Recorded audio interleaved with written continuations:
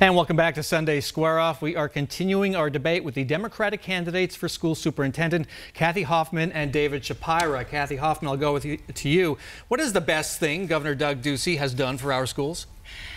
Oh, well, I have to say that it's hard to identify at this point. As a Democrat especially, I'm looking forward to having new leadership in that role as governor. We have many fine Democratic candidates vying for that position. With Red for Ed, I was very disappointed that he did not meet with the Red for Ed leaders, and he had to be pressured by having that historic walkout for Red for Ed in order to accomplish the types of teacher pay raises that all of the educators and community wanted to see. And so I have to say it's really hard to identify one thing that I'm proud of. David Shapira, same question. Doug Ducey, best thing he's done. Doug Ducey did finally give in to one of the demands of the Red for Ed movement, which was giving somewhat of a teacher raise. Now, unfortunately, the demand was to get the 20% raise this year to try and end the teacher crisis. And he says he wants to do it over 3 years. And of course, we have to re-elect him to make that happen. But at the start of this school year, or start of last fiscal year, he was talking about just a 1% stipend. And so the fact that teachers across the state and educators in many districts, educators across the board, got 8, 9, 10% raises was more significant than what he was planning. But I don't credit Ducey for that. I credit the 65,000 educators who Kathy and I marched on the state capitol with to get our legislature and our governor to meet their constitutional obligation to adequately fund our schools. But we're still not there yet. There's still a lot of work to do. The governor's going to be fighting for his school voucher expansion, the Prop 305 initiative coming up in the fall. A no vote would kill the expansion. Yes or no question. Should the state end taxpayer funding for private or parochial school tuition with school vouchers? We should vote no on Prop 305.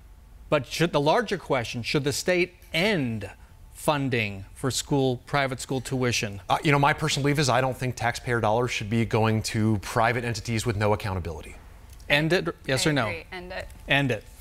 School Superintendent Diane Douglas says she wants to punish Arizona teachers who walked out, went on strike for 6 days this past spring. You both supported Red for Ed. Yes or no? Should Arizona teachers have an absolute right to strike at any time?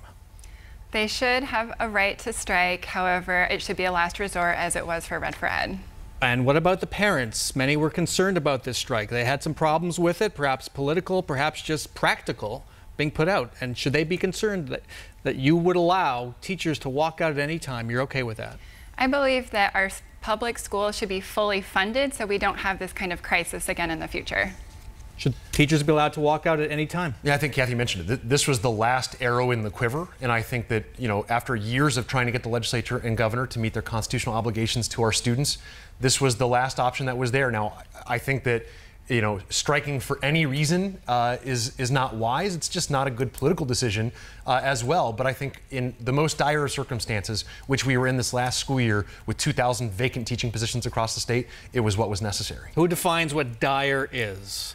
It is subjective. There's no question, Bram, but I don't think anybody could argue that we weren't in dire circumstances this last school year. Is there a concern that if you allow this to happen once, it just sets the precedent for the next time? It becomes easier the next time. Well, I think we need to look at national statistics. Across the country, Arizona has had the lowest teacher pay in the country, lowest per pupil spending. But are you concerned it becomes easier the next time? Now that it's happened once and it was a big one.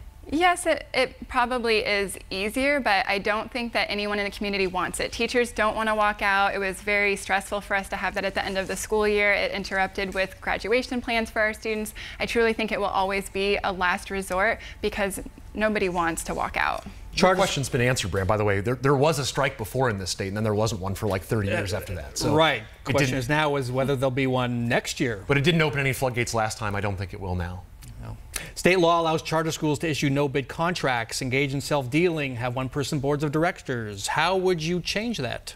I look forward to being a part of the state charter board, the charter school board, to work with them on bringing more transparency and accountability to our charter schools. I believe that our charter schools are also communities in which parents are invested, students are eager to learn, teachers are working to treat their students best, and we need to make sure that all the students in those schools have access to a high-quality public school education. David Shapira, 15 seconds, please. We hold our traditional public schools accountable for expenditure of taxpayer money. Private entities, whether it's charter schools or private schools that receive taxpayer dollars, should be held accountable as well. Fiscal conservatives out there should want every expenditure of taxpayer dollars to come with some accountability.